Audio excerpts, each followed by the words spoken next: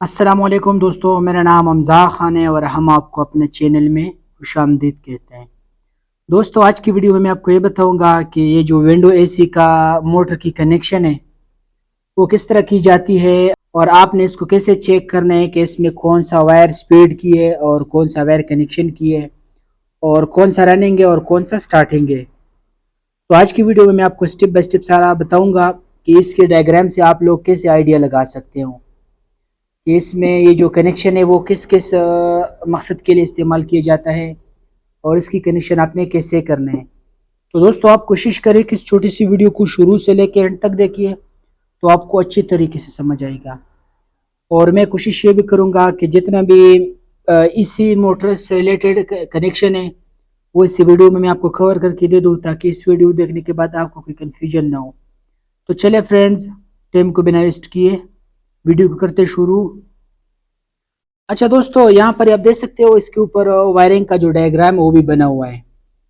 अभी बाज दफ़ा ना इस मोटर से ये जो कनेक्शन का वायरिंग डायग्राम है वो हट जाता है, तो बाद में हमने इसको मीटर से चेक करना होता है। अभी ये जो वीडियो में बना रहा हूँ ये मैं आपको डायग्राम के ऊपर समझा रहा हूँ कि इसके ऊपर जो कंपनी ने डायग्राम का कनेक्शन दिया हुआ है वो आपने कैसे करना है और इसका क्या मकसद है। और इसके बाद दूसरी वीडियो जो मैं बनाऊंगा वो मैं इसको मीटर से चेक करूंगा कि आप लोग मीटर से कैसे कंफर्म कर सकते हो कि इसमें हाई लो मीडियम की कनेक्शन कौन सा है और रनिंग और स्टार्टिंग का कनेक्शन कौन सा है। अभी मैं आपको सिंपली इस डायग्राम के ऊपर थोड़ा बहुत समझा लेता हूँ। ठीक हो गया दोस्तों? अच्छा दोस्तों, यहाँ पर आप देख सकते हो ये जो है ना ये मॉडल का नंबर है। ये एसी का, हर एसी का अपना मॉडल होता है, लेकिन जितने भी विंडो एसी का मोटर होते हैं ना इसकी कनेक्शन सारों का एक जैसा होता है। ठीक है। और दोस्तों, विंडो एसी के अंदर एक ही मोटर लगा होता है। इसमें ब्लोअर का भी एक ही मोटर होता है और जो एग्जॉस्ट होता है ना उसका भी, कंडेंसर जो फैन होता है उसका भी एक ही मोटर होता है। मतलब इन दोनों का जो काम होता है वो एक ही मोटर ने करना होता है। ठीक हो गया? अच्छा दोस्तों, यहाँ पर आप देख सकते हो ये इसका वायरिंग डायग्राम है। ठीक है। और इसके अलावा यहाँ पर आप देख सकते हो दोस्तों, ब्राउन है, वाइट है, ब्लैक है, ब्लू है और रेड है। यहाँ पर आप लोग इसकी वायर भी चेक कर सकते हो। मैं आपको इसकी वायर भी दिखा लेता हूँ। यहाँ पर आप देख सकते हो दोस्तों, इसमें ये जो वायर है ना ये वाला, ये ब्राउन है, ये ऊपर ब्राउन है और इसके बाद वाइट है, ये वाइट आ गया। और इसके अलावा है ब्लैक है, ये ब्लैक आ गया। और इसके बाद है ब्लू, ये ब्लू आ गया। और इसके बाद है रेड, ये रेड आ गया। ठीक हो गया दोस्तों? ये हमारे पास 5 वायर मौजूद है। यहाँ पर आप देख सकते हो दोस्तों, इसमें ये जो ब्राउन वायर है ना ये कैपेसिटर का वायर है। और उसके अलावा वाइट जो है ना, वाइट ये भी कैपेसिटर का है। इसके बीच में आप ये जो कट लोगो देख सकते हो दोस्तों, ये जो कट लोगो है ना ये कैपेसिटर का लोगो है। तो इसमें हमारा ये जो ब्राउन वायर है ना ये स्टार्टिंग का है और ये जो वाइट वायर है ये रनिंग का है। ठीक हो गया दोस्तों? तो ये दो हमारे कैपेसिटर के वायर आ गए। और इसके बाद ये जो है ना ये 3 जो कनेक्शन है ना, ब्लैक, ब्लू, रेड, ये हमारी लाइन के कनेक्शन है। इसमें ये जो ब्लैक वाला वायर है दोस्तों ये हमारा हाई स्पीड है। एच है, एच का मतलब होता है हाई स्पीड। और इसके बाद ब्लू जो है ना, ब्लू वो मीडियम स्पीड है। और इसके अलावा रेड जो है ना वो लो स्पीड है। ठीक हो गया? मैं आपको पेपर के ऊपर डायग्राम भी बना लेता हूँ ताकि आपको अच्छी तरीके से समझ आ सके। अच्छा दोस्तों, यहाँ पर आप देख सकते हो मैंने इसकी जो डायग्राम है वो बना लिया। यहाँ पर ये ब्राउन वायर है, ये वाइट है, ये ब्लैक है, ये ब्लू है और ये रेड है। यहाँ पर भी आप देख सकते हो ये ब्राउन है, ये वाइट है, ब्लैक है, उसके बाद ब्लू है और उसके बाद रेड है। तो अभी इसकी कनेक्शन जो है ना वो इस तरह की जाती है। यहाँ पर आप देख सकते हो दोस्तों, ये ब्राउन के साथ ना, ब्राउन यहाँ पर कटा हुआ है। ठीक है।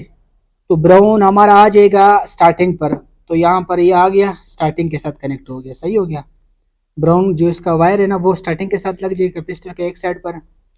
और ये जो वाइट है ना, वाइट यहाँ पर आप देख सकते हो दोस्तों, ये यहाँ पर आया हुआ है, कैपेसिटर के साथ है। और इसके बाद ये सीधा निकला हुआ है। इसका मतलब है दोस्तों ये कनेक्शन, ठीक है, ये लाइन के साथ कनेक्ट है। तो ये जो वाइट है ना ये हमारा रनिंग हो गया, ये यहाँ पर आ जाएगा और यहाँ पर कैपेसिटर का जो रनिंग पॉइंट है ना उसके साथ कनेक्ट हो जाएगा। ठीक हो गया दोस्तों? और इसके बाद ये जो 3 वायर्स है ना, 3 वायर्स, ये हमारी स्पीड है, ठीक है। यहाँ पर ये हाई स्पीड है, ब्लैक वाला। तो यहाँ पर ना ये हाइट स्पीड का जो पॉइंट है उसके साथ लग जाएगा, ठीक है। और जैसे यहाँ पर ये हाई स्पीड का जो पॉइंट है उसके साथ कनेक्ट होता है, तो इसने आना होता है फेज में, ठीक है। यहाँ पर ये एल के साथ कनेक्ट हो जाता है। और इसके बाद ये दूसरा पॉइंट है दूसरी स्पीड का, ये भी मतलब तेज ही होता है, लेकिन सिलेक्टर स्विच के अंदर यहाँ पर मीडियम स्पीड लिखे होते हैं। तो आपने यहाँ पर ये आ जाना है, इसको इसके साथ कनेक्ट कर देने सिलेक्टर स्विच में, और ये भी एल के साथ कनेक्ट होता है, सही है। और ये जो रेड वाला कनेक्शन है ना, रेड वाला, ये देखिए ये लो है, तो यहाँ ये भी यहाँ पर आ जाएगा, और ये तीसरी पॉइंट पर कनेक्ट हो जाएगा, लो पॉइंट पर, सही है। ये लो पर हो जाएगा, ये भी एल के साथ कनेक्ट होता है। तो ये फिर सिलेक्टर स्विच के अंदर ना, वो फिर अगर आप इसको हाई पे करेंगे तो वो हाई के साथ कनेक्ट हो जाएगा, तो यहाँ पर पेन हमारा ज़्यादा स्पीड से चलेगा। फिर उसके बाद ये नॉर्मल स्पीड होगा और ये लो स्पीड होगा। और जो न्यूट्रल होगा दोस्तों, न्यूट्रल वो सिर्फ आपने इसके साथ कनेक्ट कर देना है, रनिंग के साथ, सही है। रनिंग के साथ इस तरह कनेक्ट होता है।